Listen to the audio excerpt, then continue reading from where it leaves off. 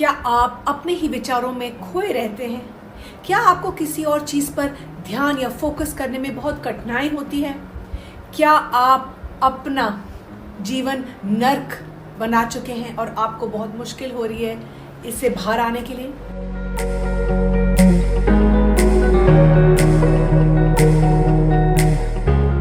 नमस्कार, मेरा नाम है ज्योतिका बेदी। मैं हूँ founder of happiness is love.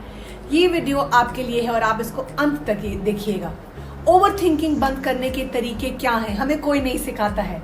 आज समझते हैं और मैं आपको सिखाती हूँ। ओवर थिंकिंग एक आम समस्या है जिससे बहुत से लोग जुड़े हुए हैं और वो जूझ रहे हैं। ये एक मेंटल स्टेट है जहाँ व्यक्ति बार बार और लगातार किसी विशेष विषय पर विचार करता रहता है जिससे उनकी मेंटल पीस, शांति भंग और डिस्ट्रॉय हो जाती है।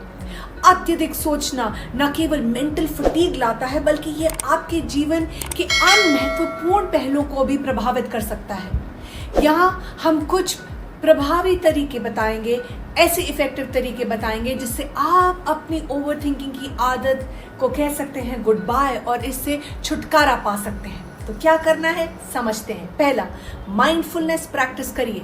माइंडफुलनेस एक प्राचीन तकनीक है जो करंट मोमेंट पे पूरी तरह से प्रेजेंट रहने पर जारी होती है, उस पे आपको जोर देती है।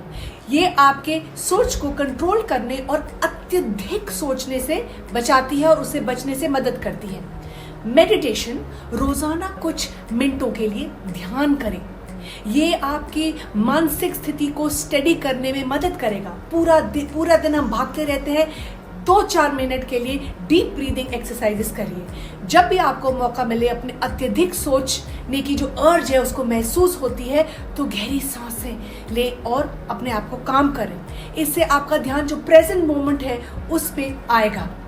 दूसरा, लिखें और छोड़ें।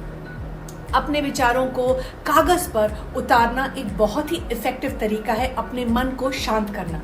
जर्नलिंग, एक डायरी लीजिए, एक डायरी रखिए और उस पे रोजाना अपने विचारों को व्यक्त करिए, उसको लिखिए, उसको एक्सप्रेस करिए। इससे आपको अपने विचारों को स्पष्ट रूप में समझने में बहुत मदद मिलेगी। मेरी 13 साल की बेटी ने डायरी रखी है और वो अपने लिस्ट बनाती हैं और अपनी फीलिंग एक्सप्रेस करती हैं। एक टू डू लिस्ट, अगर आपके मन में बहुत सारे काम हैं तो अपने एक सूची में उसको लिखिए, एक ही सूची में उसको लिखिए।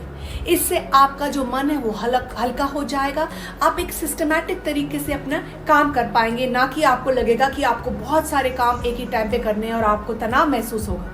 तीसरा, समय सीमा डिटरमिन करिए। किसी भी समस्या या विचार पर सोचने के लिए एक फिक्स टाइम तय कर लीजिए, एक फिक्स्ड समय तय करिए, टाइम को बैलेंस करिए। किसी भी विचार पर सोचने के लिए बस 10 से 15 मिनट का ही समय डिटरमिन करिए। अपने आप को चैलेंज करें और बोलें कि मैं इस विषय पे सिर्फ 15 मिनट सोचूंगी। समय समाप्त होने के बाद उस विचार पर ध्यान देना बंद कर दीजिए। ये आपको डिसिप्लिन लाना पड़ेगा। मुश्किल हो रही है तो एक अलार्म सेट करें। अपने फोन या घड़ी में एक अलार्म सेट करें ताकि आपको याद रहे कि कितनी देर तक आपको किसी विषय पर ज्यादा सोचना है और उसके बाद नहीं सोचना है। जब मुझे ओवर थिंकिंग होती है मैं 15 मिनट का अलार्म लगा के अपने आप को बोलती हूँ अब स्टॉप। चौथा, पॉजिटिव थॉट्स की ओर ध्यान दीजिए। नेगेटिव विचारों को पॉजिटिव विचारों से बदलना ओवर थिंकिंग से बचने का एक बहुत ही बेहतरीन तरीका है।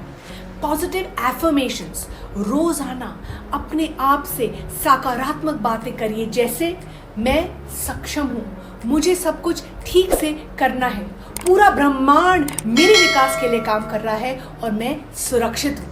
ग्रैटिट्यूड माने शुक्राना व्यक्त करिए। दिन के अंत में उन चीजों के लिए आभार व्यक्त करें जो आपके दिन को अच्छा बनाता है। इससे आपका ध्यान पॉजिटिव चीजों में और बढ़ेगा। हम क्या करते हैं, ध्यान देते हैं उन चीजों में जहां पर चीजें मिसिंग हैं और ये नहीं सोचते जो चीजें हमारे पास हैं। पांचवा, एक्शन लीजिए। ओवर थिंकिंग का मुख्य कारण ये होता है कि हम किसी समस्या का हल नहीं निकाल पाते हैं और उसे सोचते रहते हैं। छोटे छोटे कदम उठाइए। समस्या को सुलझाने के लिए छोटे छोटे कदम उठाना आवश्यक है। इससे आप महसूस करेंगे कि आप समस्या को सुलझाने की दिशा में बढ़ रहे हैं, ना कि प्रॉब्लम को ही सोचेंगे तो सोल्यूशन के लिए आपके माइंड में स्पेस ही नहीं होगी। डिसीजन लीजिए। कभी कभी ओवर थिंकर का कारण होता है ना डिसीजन लेना, कि आप डिसीजन लेने से आपको बहुत ज़्यादा डिफिकल्टी हो रही है। इसलिए जल्द से जल्द निर्णय लेने की कोशिश करें और उस पर अमल करें। डिसीजन ना लेने से भी आपको कॉन्सिक्वेंसेस हो सकते हैं।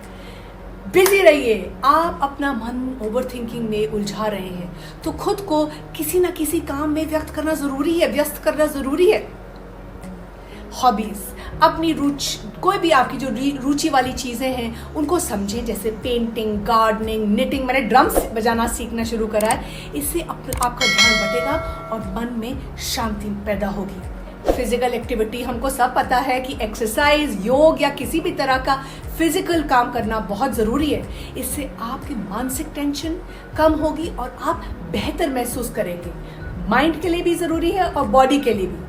नंबर 7, समय पर सोइए और आराम करिए। ये हमको सबको पता है, लेकिन अत्यधिक सोचने का एक बड़ा कारण नींद की कमी भी हो सकता है, पर हम नींद पे ध्यान ही नहीं देते हैं। एक अच्छा स्लीप साइकिल, स्लीप हाइजीन, समय पर सोना और उठने की आदत डालना बहुत ज़रूरी है आपके सेल्फ डिसिप्लिन के लिए। सोने से पहले अपने कोई भी इलेक्ट्रॉनिक डिवाइसेस को दूर रखिए। एक अच्छा कंफर्टेबल एनवायरनमेंट, सोने के लिए एक शांत और कंफर्टेबल माहौल बनाइए ताकि आपको अच्छी डीप स्लीप आए। ये स्लीप साइंस कह रही है। इससे आपको अच्छी नींद आएगी और मन में शांति पैदा होगी। नेक्स्ट, प्रोफेशनल हेल्प लीजिए।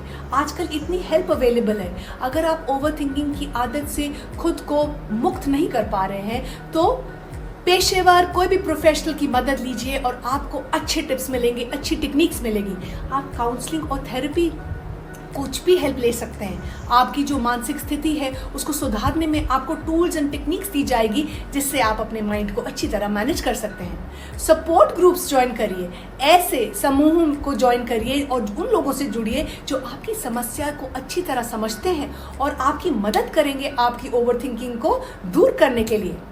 ओवर थिंकिंग की आदत से छुटकारा पाने के लिए धैर्य रखना बहुत ज़रूरी है और नियमित प्रयास की आवश्यकता है। कहीं जादू से नहीं जाएगा, लेकिन जो मैंने आपको तरीके बताए हैं उनको दैनिक जीवन में शामिल करें और धीरे धीरे आप महसूस करेंगे कि आपका मन और आपके मन में और शांति हो रही है और आप अधिकतर प्रोडक्टिव भी हो रहे हैं और आपकी लाइफ में खुशहाली भी आ रही है।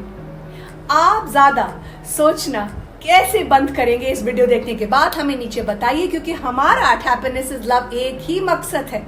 हम पारिवारिक प्रेम को बढ़ाना चाहते हैं, हम एक दूसरे की मदद करना चाहते हैं ताकि हम सीखें, कुछ सिखाएं और आगे वाली पीढ़ी को और खुशहाल बनाएं। इसकी शुरुआत होती है आपसे और मेरे से।